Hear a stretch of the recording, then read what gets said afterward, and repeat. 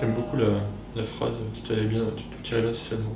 Ah, C'est pas possible de se leurrer avec ça. Ouais. Comment? J'ai pas entendu. Il aime beaucoup la phrase Tout irait bien. Ah oui. tout irait bien si On ne seulement. peut pas se leurrer, on ne peut pas se mentir. Mm. Soit il y a quelque chose qui vient, soit il y a rien. C'est ça, c'est ça. D'ailleurs, j'ai fait un article là-dessus sur mon blog, j'ai appelé la question qui tue. Parce que c'est vrai que c'est une question épine. Et c'est marrant parce que c'était le premier article que j'ai écrit sur mon blog il y a 5 ans, c'était à propos de cette question, parce qu'elle est vraiment fondamentale pour moi.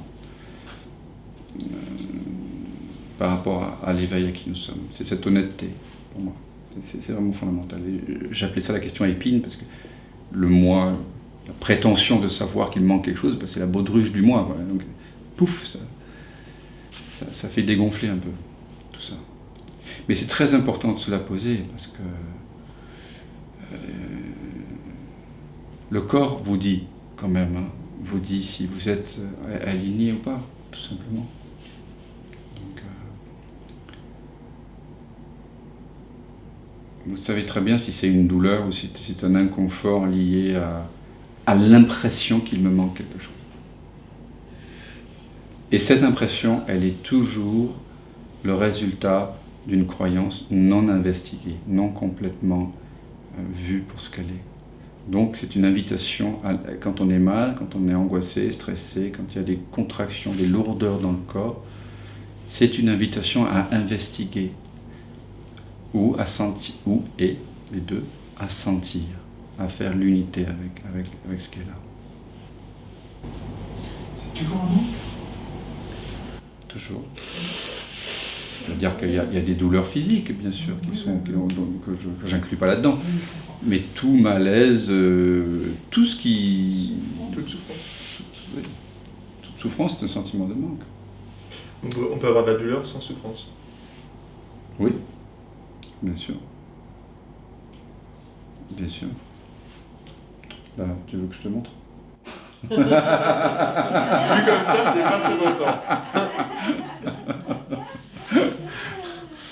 Mais cette idée de croyance non investiguée, c'est central.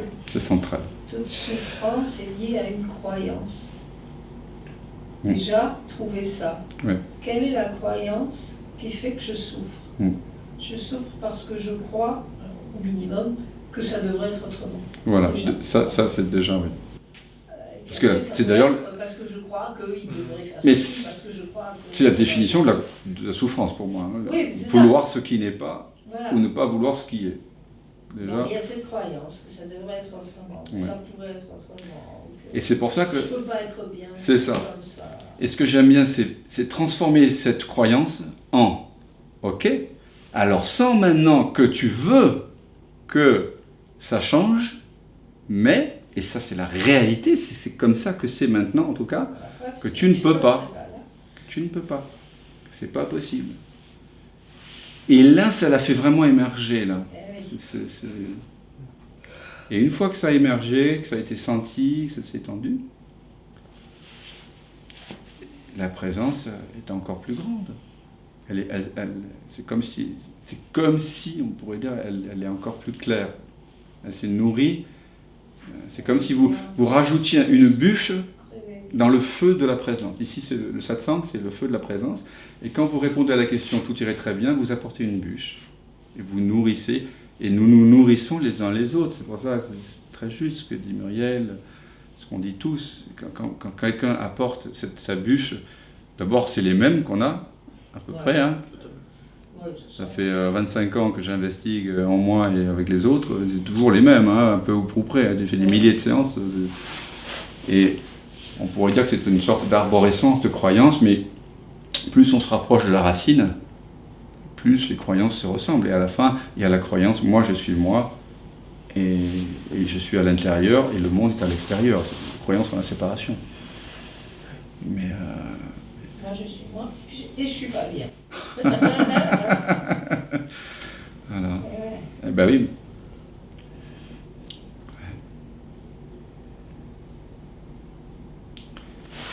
Donc, un peu avant de se quitter, juste encore un petit coup d'espace là. Voilà.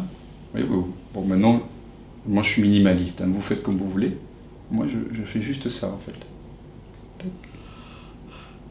Hop. Et je peux même m'amuser à faire réapparaître les doigts, vous voyez? Parce que le moi, en fait, c'est pas grave, le petit moi, il a envie de danser un peu, vous voyez? Tout à l'heure, on a dansé. C'est le moi qui fait des siennes. Il peut venir. Le masque peut venir au sein de la présence.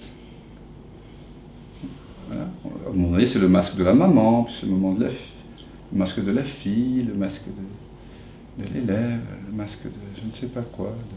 C'est des masques. Voilà. Petit masque. Voilà. Vous savez que vous êtes derrière le masque. Vous savez que l'espace est toujours derrière le masque. Voilà, mais je vous remercie pour tout aujourd'hui. C'était chouette cette belle promenade là en haut de quoi, de l'Estérel? Sans père. L'Estérel. Le sans père. Oui. J'avais une question. Oui. Quand tu dis, par exemple, que tout espoir associe des espoirs en même temps, Oui. que l'espace accueille de manière inconditionnelle, il n'a pas de préférence. Ouais. Et tout à l'heure, je me suis coupé une tranche de saucisson. Oui. C'est vraiment super con la question. Ah Hein. bah oui. Puis je l'ai mangé et puis c'était vraiment super bon. Oui. Ouais. Et j'aimais ça. Et du coup, je me dis, est-ce que, du coup, si je m'étais mis dans un état de présence inconditionnelle, je n'aurais pas apprécié le saucisson? C'est con comme question. Mais non, mais attends. Attends, j'ai pas très bien compris. Tu as mangé un saucisson, tu l'as apprécié, Oui. mais tu ne l'as pas mangé en conscience depuis l'espace. C'est ça que tu veux dire? Ah oui, je l'ai juste mangé, je l'ai juste apprécié. D'accord. Et là, tu poses la question que si tu étais l'espace pour le saucisson, Du coup, j'aurais pas eu de préférence ou de j'aime pas. eh bien, le corps peut rejeter des choses. Par exemple, si je t'avais donné une merde de vache ou d'éléphant déguisée en forme de saucisse, il est probable que tu aurais fait Oui. mais le serait apparu dans l'espace. Tu connais Nasreddin? C'est une espèce de clown spirituel très irrévérencieux dans la tradition soufie musulmane, très drôle et parfois très irrévérencieux à tel point que même certaines de ces histoires sont limites même pour nous aujourd'hui. En tout cas, donc c'est un personnage un peu savant, spirituel, mais qui fait le clown, qui vole, enfin, c'est particulier. Et donc il y a une histoire comme ça, qui me fait penser à ça, ce que tu dis. C'est donc deux parents, voilà, des paysans qui élèvent des oies et d'autres animaux, ils viennent le voir, parce qu'ils ont un gros problème. Nasreddin, s'il te plaît, aide-nous, notre fils est tellement débile que tous les jours, quand il part avec les oies, il en perd une et c'est pas possible, on ne sait pas quoi faire. Est-ce que tu peux nous aider? Bah alors mon fiston, il tape sur l'épaule. On va voir ça, revenez demain, je vais vous trouver quelque chose. Et puis Nasreddin, il ramasse des crottes de biche et puis des enduits de sucre. Bon, et puis le lendemain, ils arrivent. Alors mon fiston, ça va? Alors, je lui donne le petit bonbon là. Et le gamin, il fait Pouah, mais c'est de la merde! Ah, vous voyez, ça va déjà mieux.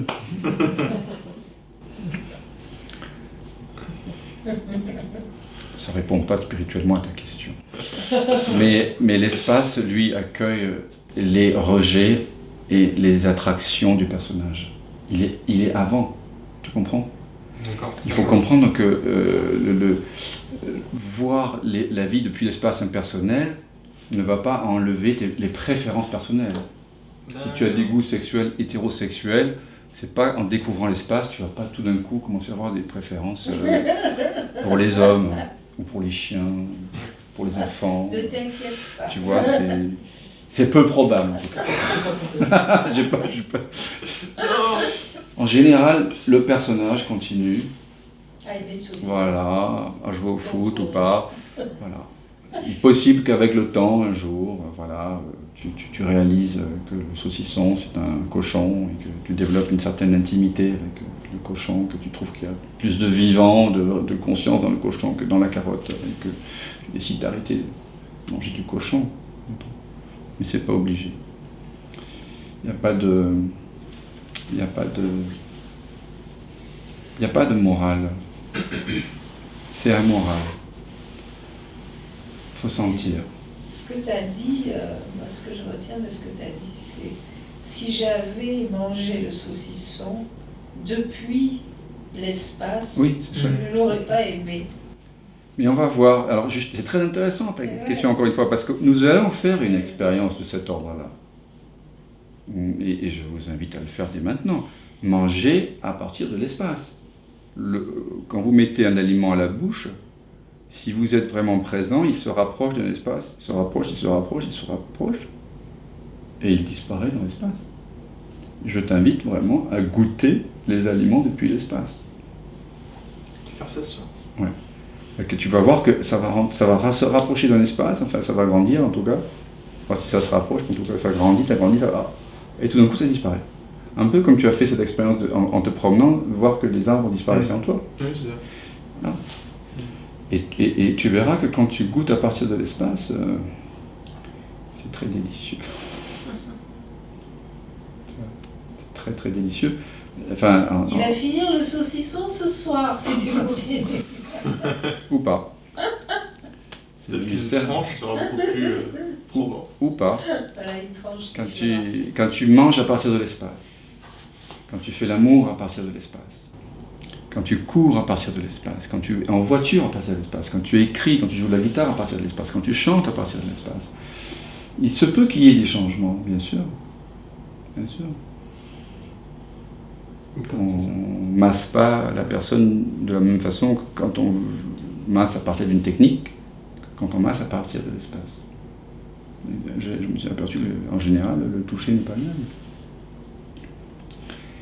Il faut voir. Ça, c'est vraiment à chacun de vous de faire l'expérience. Voilà. Les effets de la vie depuis l'espace sont infinis et parfois ils sont révolutionnaires, étonnants. Mais de toute façon, c'est toujours pour un accord plus grand. Ça, c'est sûr. Donc, c'est gagnant-gagnant. Parce que tu te trouves en accord avec toi-même, profondément. Mais on se retrouve alors, a priori, qui sait, demain, même heure.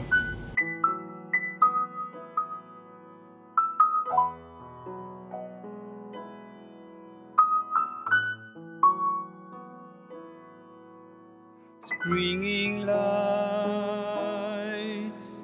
summer rise, autumn leaves me alone. Winter breeds another kind of life. Ocean tales have now come true, I feel the blue. Mother kisses her little boy.